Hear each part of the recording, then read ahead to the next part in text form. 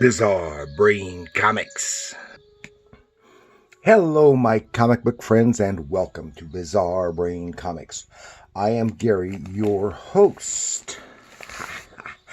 This is where I like to take a look at some older comics, talk a little bit about the characters and creators, and examine the stories and the art. This time, I'm going to take a little look at this book called Aida-Zee. Before I explain that, shout out to some other YouTubers like Roy Reads Anything.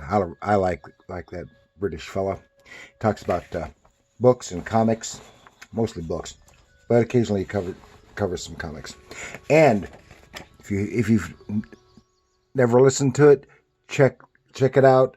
The Geek History Lesson podcast, hosted by Jason Inman and Ashley Victoria Robinson. All things geeky, mostly comics, comic book characters, etc., but not exclusively so. And talk about movies, comic book movies, science fiction movies, some Star Trek stuff, all kinds of that stuff.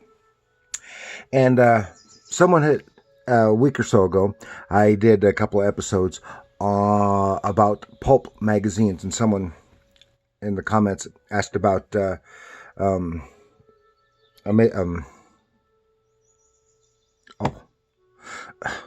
Weird Tales. Ooh, I couldn't even think of it for all of a sudden.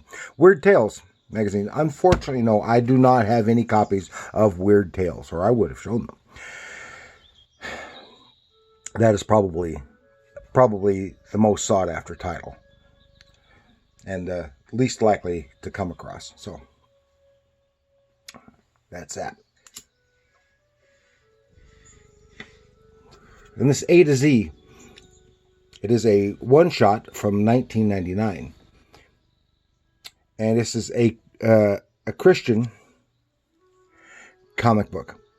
And it is just packed with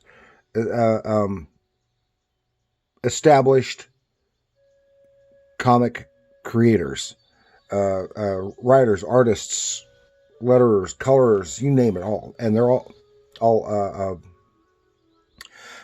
working professionals from the major publishers.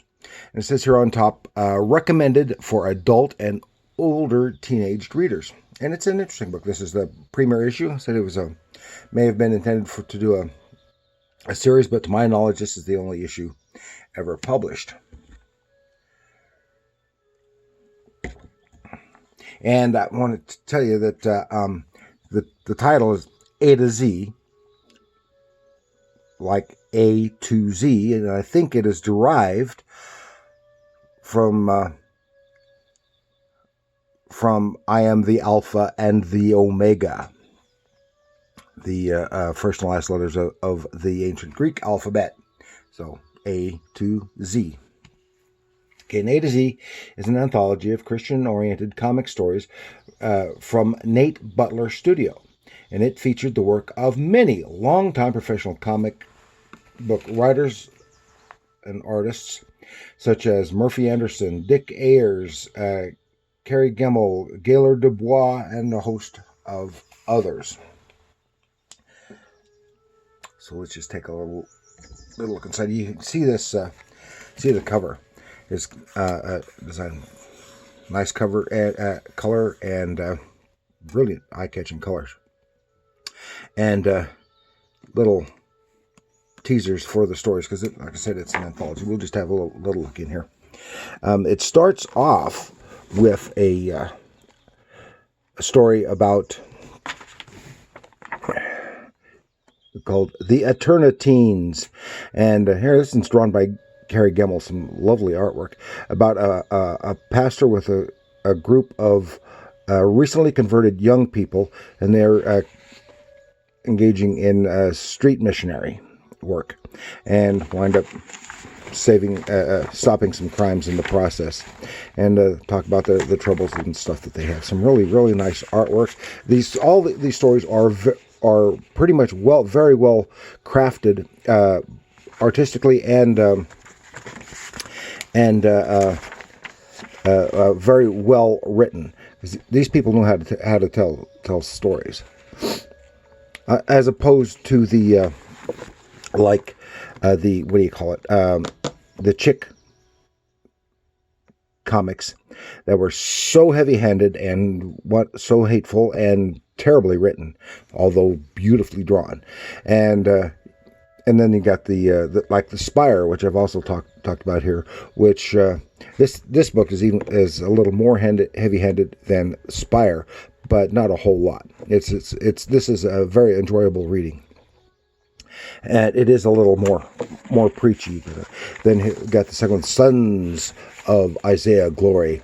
This is about a Union officer after the war, federal agent, and all this is black and white in this older time. It's black and white, and is a federal agent going to stop some sorcerer who's going to be casting some spell on in the Capitol, on the Capitol steps. They stop all of his aides, but he casts a spell and he goes through a portal. Well, Isaiah Glory and his teenage boys follow suit. The sorcerer comes out in color in 1992, met by a descendant of one of his associates, and then a few months later, Isaiah Glory and his boys appear, and they take people by surprise. Secret Service shoots at them. They take off. The father is injured, and they seek refuge in they find their old church, which is still standing, and they seek refuge in the church, and surprised that it is a female pastor, and she helps them. And this is the sorcerer from the past is now running for Senate, and they've got to stop him. And then that's the end. It's intended to be a continuing storyline, obviously. Then a riff on the like EC type horror stories. And this one is my favorite, Buki, Warrior of Ancient Israel. This is written by Gaylor Dubois, who wrote the Tarzan for Dell and Gold Key for like 24 years, and drawn and lettered by Brian Buniak. And it's just some beautiful, beautiful artwork and lettering. Nestor Redondo did the inks on this. He did a really nice along with it, not overpowering Buniak's style. It's beautifully drawn. Warrior takes on a battle, an army. He's the Samson-like figure. Takes on an army of Philistine soldiers and defeats them, saving people. And I wanted to show you, if you can see here, the style of lettering that they used is it's all done by hand, is reminiscent of the old Hebrew script. And then there is a little Twilight Zone-like science fiction story at the end, and it seems to be inspired by To Serve Man. And then some little things about Bible heroes in the back. And it is, even not being a religious person, it is very enjoyable. I got this when it first came out, and I don't know if I still have that copy. Then some months ago, I picked up this copy, and